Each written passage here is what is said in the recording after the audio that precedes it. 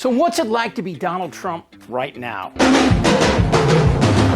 Here's the very, very bad news for Tiny Fingers. The latest poll not only has Harris beating him in every swing state, plus North Carolina and Georgia, but Harris's lead overall is now 5 points and still growing.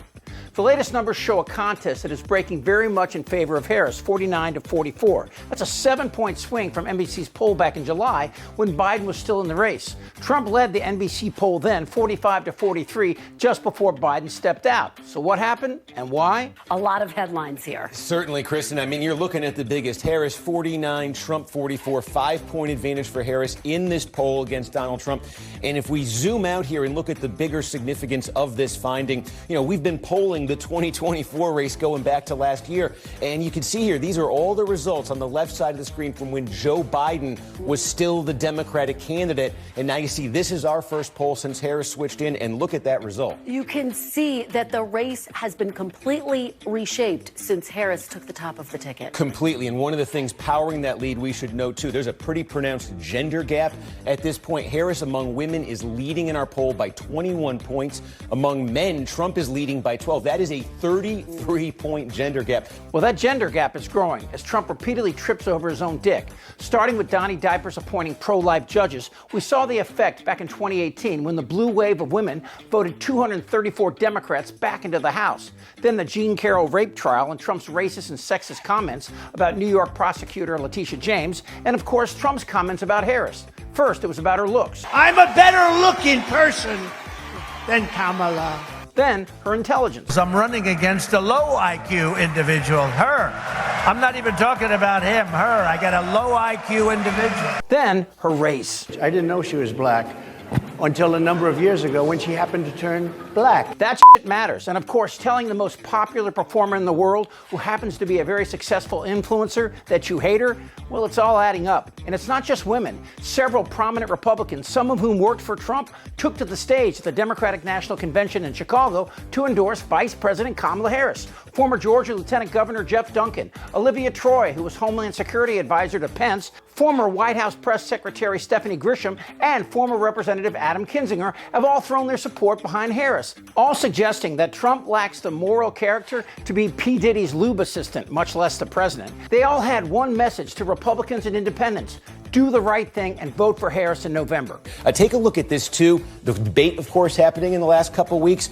Nearly 30% saying that debate made them more likely to support Harris. Much smaller number for Trump. That might be helping her as well here. And then there's this. The view, the overall perception of Kamala Harris. Remember, before she got in the race, a lot of talk that, her numbers didn't look better than Biden's. She was 32 positive, 50 negative before getting in this race. And now this is what you see. And we have to pause here because this is the largest increase that we have seen for any politician since George W. Bush in the wake of the September 11th attacks on this issue. Absolutely, Kristen. I mean, we were seeing numbers like this for years for Kamala Harris. Now you're seeing a very different story. And what goes into that new level of popularity she has? Take a look here. If we can, there it is. Call this up here. Some of the groups that have gravitated the most towards Harris, just in terms of favorable, look at this.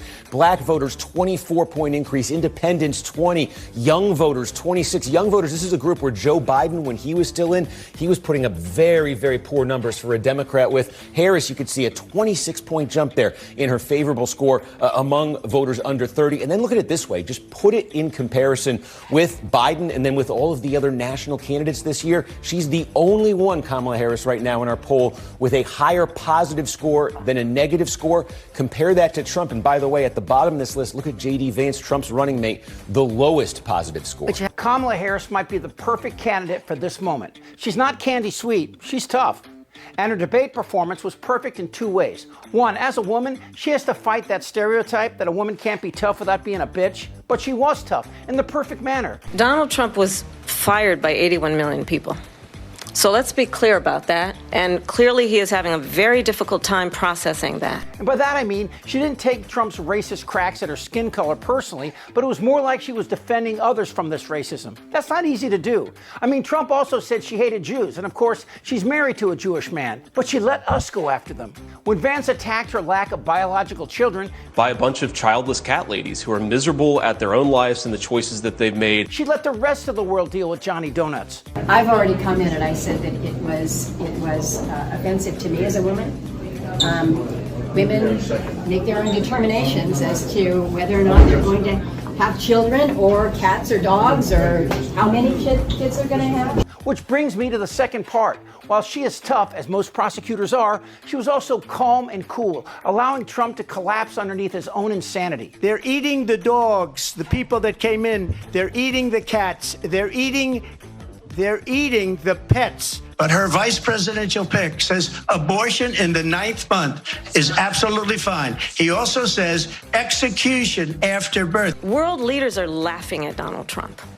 I have talked with military leaders, some of whom worked with you, and they say you're a disgrace. And that is a big part of her appeal. It's the same reason we root for athletes. She has a strength and a vulnerability that attracts, whereas Trump's repels. And we're starting to see it in Trump supporters. They see his bullshit, and it's weighing on them. So if Kamala Harris wins, you will trust the results? Yes. Yep. Okay. And do you think Donald Trump will say, hey, I lost? No. No, I don't think he'll give up. So you think even if Kamala Harris wins and it's fair, Donald Trump will say, hey, it's rigged, I won? Probably. Now, you will hear that Trump has an advantage. Now, some will tell you that Trump has an advantage on the economy, but that is a mirage, and it's fading fast. Why? This is the strongest economy in 50 years, and every day Republicans and independents are noticing. One more important data point, in 2018, only 8% of Fox News viewers regularly tuned into CNN or MSNBC. That number today, it's 35%, and that's significant. To look at that 53% for Trump, the highest negative rating of everyone here. There it is. Yeah, the only one over 50%, majority there. Take a look at some of the issues here. We ask folks, what is the most important issue here? You've got inflation, number one here. Also the economy. I mean, add together, inflation and the economy. You're talking about 40% of the electorate citing that.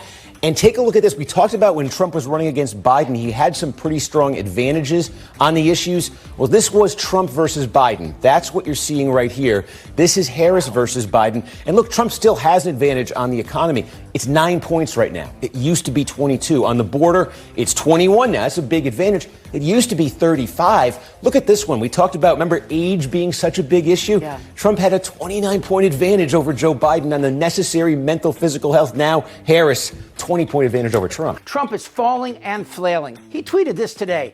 Women are poorer than they were 4 years ago. They're less healthy than they were 4 years ago. Less safe on the streets than they were 4 years ago. Are more depressed and unhappy than they were 4 years ago. And less optimistic and confident of the future than they were 4 years ago. I will fix all of that, and fast. And at long last, this national nightmare will be over. Women will be happy, healthy, confident, and free.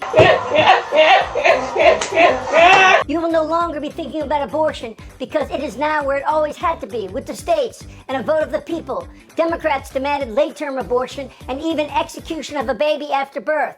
There is no state in this country where it is legal to kill a baby after it's born. I will protect women at a level never seen before. They will finally be healthy, hopeful, safe, and secure. Their lives will be happy, beautiful, and great again. You can do anything. Whatever you want. Grab them by the pussy. But the truth is, Tiny Fingers rapes women, demeans women, he even buried an ex-wife on a golf course. So for Trump, the end is near. If you don't believe me, he'll tell you himself. Then, if you're not successful this time, do you see yourself running again in 4 years? No, I don't.